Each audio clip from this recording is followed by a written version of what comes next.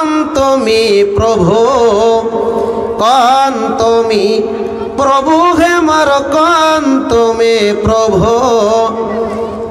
কতে তুমি থাকিলা কিও দেখনে দিলা, কোন দিনা দেখা পান্ত মাকে ও প্রভু হে, কোন দিনা দেখা পান্ত মা।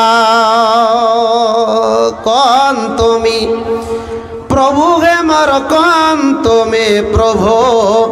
কতে তুমি থাকিলা কিও দেখনে দিলা, কোন দিনা দেখা পান্ত মাকে ও প্রভু হে, কোন দিনা দেখা পান্ত মা।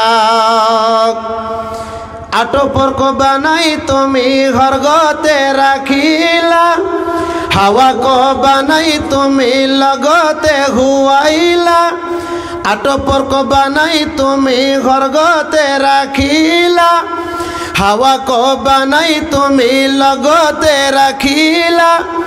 কিও সৃষ্টি করিলা ধরাতে পাঠালা, কিও সৃষ্টি করিলা ধরাতে পাঠালা। কি ক্রত খেলা দেখে নেলা ও প্রভু হে, কি ক্রত খেলা দেখে নেলা। কন তুমি প্রভু হে মোর কন তুমি প্রভু। কতে তুমি থাকিলা কিও দেখনে দিলা, কোন দিনা দেখা পান্ত মাকে ও প্রভু হে, কোন দিনা দেখা পান্ত মা। উপস্থিত আজকের চলমান জলসা কমিটির সুনির্বাচিত গড়ে তোলা সভাপতি সাহেব, স্টেজে বসে থাকা উলামাই কেরাম, সম্মুখে বসে থাকা দিনদার ইমানদার মোমিন ভাই সকল, স্নেহের কচি কাঁচা ছোট ছেলেরা, জনতার অন্তরালে মমিনা সলেহা মা ও বোনেরা, প্রাণ প্রিয় মহামারী নেপাল বর্ডার এলাকা নিবাসীগণ, প্রশংসা একমাত্র আল্লাহ পাক রব্বুল আলামিনের জন্যে,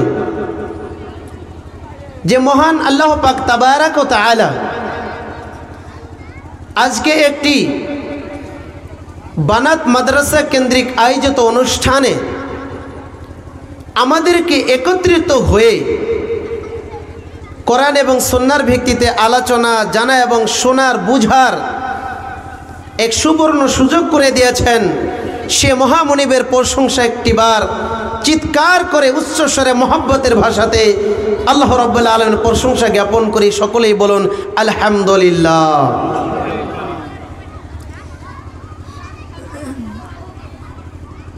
দরুদ বর্ষিত হক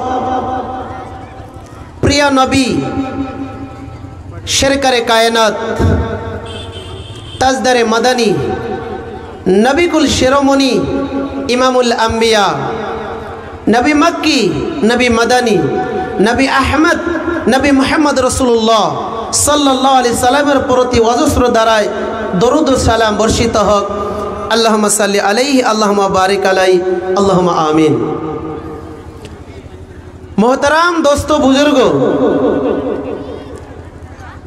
আমি আপনাদের সম্মুখে পবিত্র কোরআন মাজিদ থেকে 3টি জায়গা থেকে আয়াত পরিবেশন করেছি এবং হাদিস নববী থেকে 2টি জায়গা থেকে হাদিস পরিবেশন করেছি। উল্লিখিত হাদিস দুটিকে সামনে রেখে আর অত্র 3টি আয়াতকে কেন্দ্রবিন্দু রেখে আজকে আমার আলোচ্যর বিষয় হলো কিয়ামত, শুধু কিয়ামত। আমরা জানি ভাই, ইমানের আরকান 6টা ভাই। আমি বক্তৃতা করব এবং আপনাদেরকে কিছু প্রশ্ন করব, এটা আমার আদত, এটা আমার পেশা, এটা আমার কালচার। আমি শ্রোতাদেরকে মাঝে মধ্যে কিছুটা প্রশ্ন করে থাকি। কারণ এই জন্য প্রশ্ন করি যে আমার কথাগুলো কতটুকু তারা অ্যাটেনশন সহকারে শুনছে, না ঘুমে পড়ছে, না কেটে পড়ছে, এটা আমার দেখার বিষয় আছে ভাই। কোরআন হাদিসের আলোচনা করব আর আপনি শুনবেন না, আপনার মাইন্ড, আপনার চেতনা, আপনার বিবেক অন্যদিকে চলে যাবে, এটা তো হতে পারে না। ইনশাল্লাহ আমি প্রশ্ন করব, জবাব দিবেন তো ভাই? কারা কারা জবাব দিবেন? হাত উঠান তো একটিবার। লিল্লাহি তাকবীর। এবার তাকবীর দেন। ধোনি যখন ছক্কা মারে, কোহলি তো আপনারা জানেন, ক্রিকেটের যারা দেখে, যুবক ভাইরা তোমরা ভালো করে দেখো ক্রিকেট, টি20, হ্যাঁ, তারপরে কিনা ওয়ার্ল্ড কাপ, তারপরে আরও ইত্যাদি খেল, এখন তো খেল চলছে ইউটিউবে, ফেসবুকে। তো তোমরা খেল দেখো, যখনকার কোহলি চৌকা মেরে দিল, চৌকা মানে চার মেরে দিল, সুবহানাল্লাহ, আল্লাহু আকবার, সব হবে, সব হবে ভাই। লিল্লাহি তাকবীর। ধোনি ছক্কা মেরে দেখেছি, হ্যাঁ, আল্লাহ বুমরার একটা বলে একদম আউট হয়ে গেল, যে হ্যাঁ, এক বলে আউট হয়ে গেল, এক বলে আউট হয়ে গেল। আল্লাহু আকবার। আল্লাহর নাম নিছেন, সুবহানাল্লাহ বলছেন, তাসবিহ পড়ছেন, হামদাসানা বয়ান করছেন, কোনো নেকি আসবে না। কিন্তু দিনী মাহফিলে একটি কোরআনের আয়াত, একটি কালিমা, ভালো কথা যদি শুনবেন, শোনার পর আলহামদুলিল্লাহ, আল্লাহু আকবার, তাকবীর দিবেন ভাই, ইনশাল্লাহ আপনার নোমায় আমলে আপনার সব লিখে দেওয়া হবে। বলেন সুবহানাল্লাহ। তো একটিবার জোরে করে তাকবীর দেওয়া যাবে ভাই? লিল্লাহি তাকবীর। আরো জোরে হলো না ভাই, মনে হয় কাকুরের বডিটা বোধহয় ড্যামেজ হয়ে গেছে ভাই। লিল্লাহি তাকবীর। এখন হয়েছে, হ্যাঁ, ভাতিজারা পোলট্রি খেয়ে চলে আসছে। তো যা হোক, পোলট্রি খেলে হবে না, গরুর মাংস খেলে তাকত হয় ভাই। গরুর মাংসের মতো তাকত আর কোনো মাংসতে হয় না। পৃথিবীর জীবনে যত মাংস খাবেন, সব থেকে আউয়াল মাংস, 1 নম্বর পজিশন হলো গরুর মাংস ভাই। দেশি মুরগি খান, দেশি মুরগিও আর আগে দিকে ফেল। তো যা হোক, আমি এদিকে ওদিকে আলোচনার দিকে যাচ্ছি না, আমি সরাসরি আমার আলোচনার দিকে যাই। তো ভাইরা আমার, মোহতারাম দোস্ত বুজুর্গ, এখনও যারা দাঁড়িয়ে আছেন, চলাফেরা করছেন, একটু বসে যান। আধা ঘন্টা শুধু শুনবেন, তারপরে শুনতে মন চাইবে ইনশাআল্লাহ। তো আপনারা যতক্ষণ পর্যন্ত আছেন, আমিও ততক্ষণ পর্যন্ত আছি ইনশাআল্লাহ। আমার বাড়ি অনেক দূর, আমি একজন মুসাফির মানুষ, আপনাদের এলাকাবাসী, এখানে আপনার বাড়ি চলে যাবেন, কিন্তু আমার চলে যেতে হবে। তো যা হোক, আমি থাকার জন্য এসিনি, কিছু আলোচনা দিব, হায়াত বাকি তো মুলাকাত, ফির হয়তো ইনশাআল্লাহ আপনারা ডাকবেন, আসবো, হয়তো নাও আসতে পারি, এরকমটাও হতে পারে। তো আল্লাহ তাবারক ওয়া তাআলা আমাকে হায়াত দিয়েছেন, আমাকে সুস্থ রেখেছেন বলে আপনাদের সম্মুখে ইনশাআল্লাহ আসতে পেরেছি। যা হোক বন্ধু আমার, ভাইরা, মোহতারাম দোস্ত বুজুর্গ, তা আমার আলোচ্যর বিষয় হলো কিয়ামত। কিয়ামতের অনেকটি নাম রয়েছে মোহতারাম দোস্ত বুজুর্গ। যেমন আল্লাহ তাবারক ওয়া তাআলা পবিত্র কোরআন কারীমের মধ্যে এই কিয়ামতকে অনেক নামে আখ্যায়িত করেছেন, অনেক নামে আখ্যায়িত করেছেন। তার আগে আমি 1 মিনিট একটি উদাহরণ দিব। বন্ধু আমার, ভাইরা, আমরা যে পৃথিবীর জমিনে এসেছি, কিয়ামতের প্রতি আমাদের ঈমান আছে তো? কিয়ামত একদিন সংঘটিত হবেই। এই পৃথিবী ধ্বংস হবে, চোখের যে আপনি পলক দিচ্ছেন, পলকের ভিতরে এই পৃথিবী ধ্বংস হয়ে যাবে, আপনি টেরই পাবেন না। ওটাই কি কিয়ামত বলা হয়। আর কিয়ামত কাদের উপরে হবে? কিয়ামত কাফের, বেঈমান, মুশরিক, নাফরমান এদের উপরে হবে, মুমিনদের উপরে হবে না।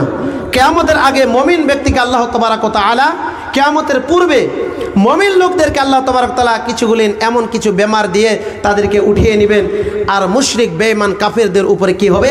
কিয়ামত সংঘটিত হবে।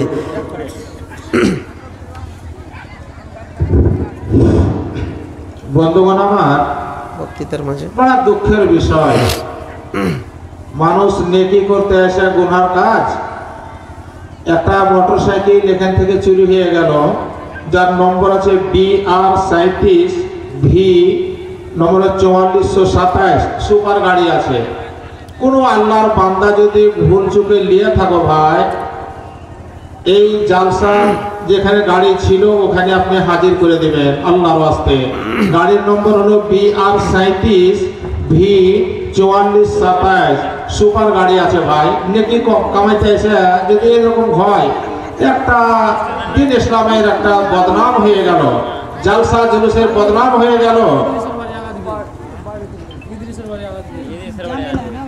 আচ্ছা, ছেড়ে দেন, পরে হবে, দেখা যাবে। তো যা হোক, আমি যেটা বলতে চাইছিলাম যে ইমানের আরকান 6টি, আর 6টি বস্তুর উপরে আমাদেরকে আমল করতে হবে একজন প্রকৃত মুমিন এবং মুসলমান হতে গেলে। বিসমিল্লাহির রহমানির রহিম। আমানতু বিল্লাহি ওয়া মালাইকাতিহি ওয়া কুতুবিহি ওয়া রুসুলিহি ওয়াল ইয়াউমিল আখিরি ওয়াল কদরি খাইরিহি ওয়া শাররিহি।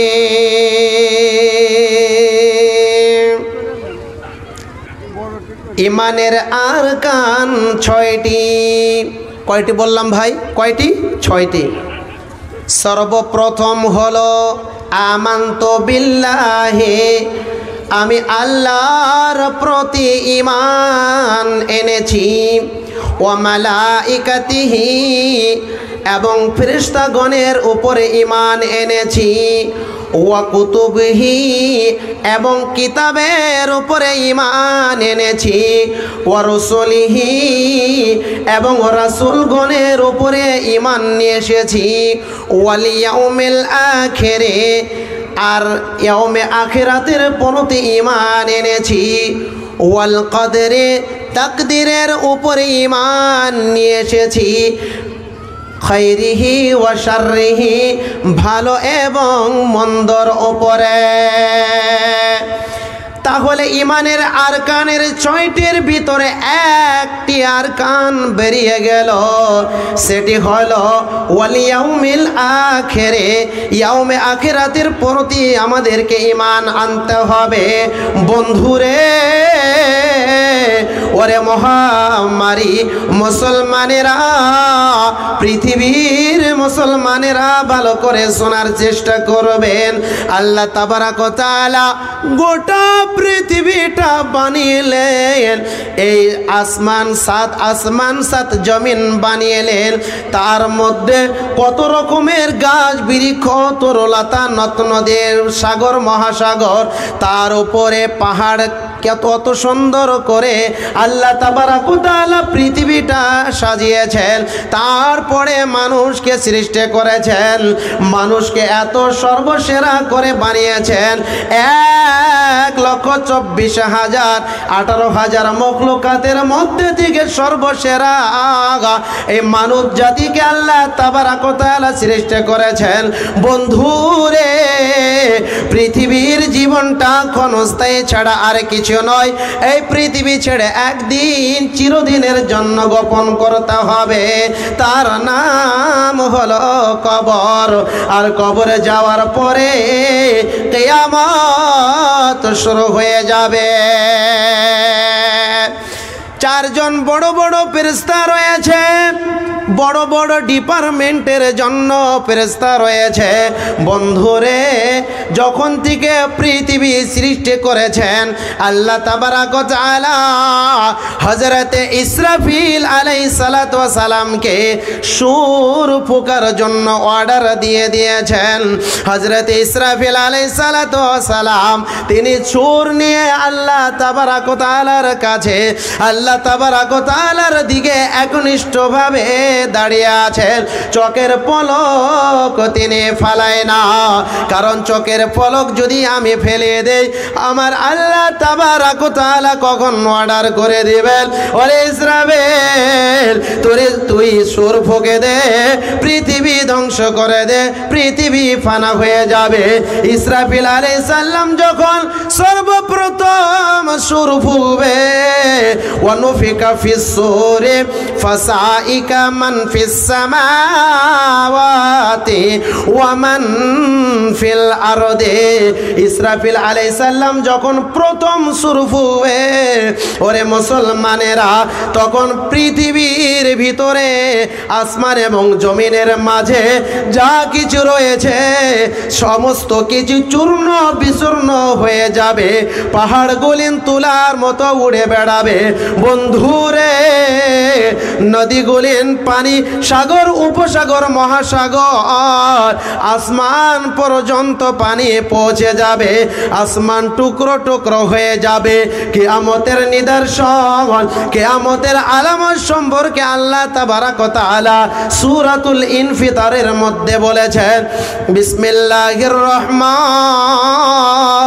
রহিম, ইযাস সামাউন ফাতারাত ওয়া ইযাল কাওয়াকিবু তাসারাত ওয়া ইযাল বিহারু ফুজ্জিরাত ওয়া ইযাল কুবুর বু'থিরাত।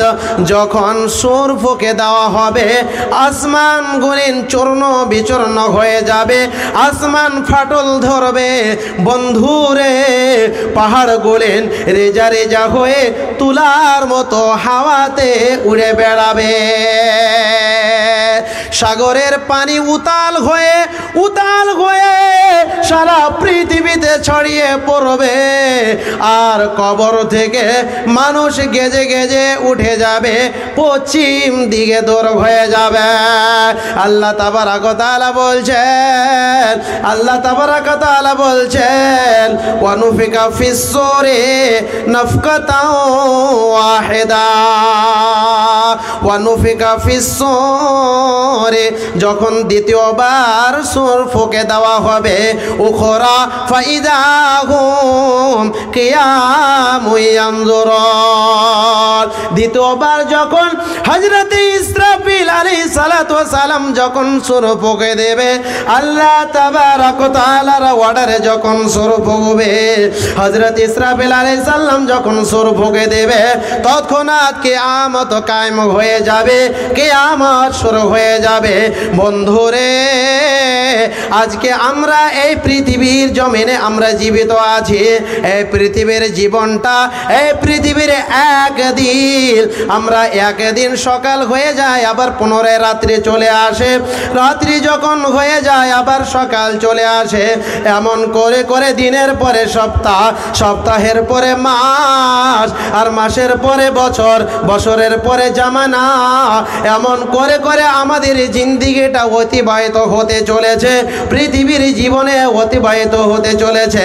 বন্ধুরে কিয়ামতের দিনটা এমন একটি দিন হবে, আজকে বর্তমান তুলনামূলকভাবে আজকে একদিন আল্লাহ তাবারাক ওয়া তাআলা যখন হিসাব শুরু করে দিবেন, কিয়ামতের দিনটা এত ভয়াবহ দিন হবে, কিয়ামতের দিনটা এত কঠিন দিন হবে, আজকের মতো একদিন কিয়ামতের মাঠে 50,000 বছরের দিন একদিন হয়ে যাবে।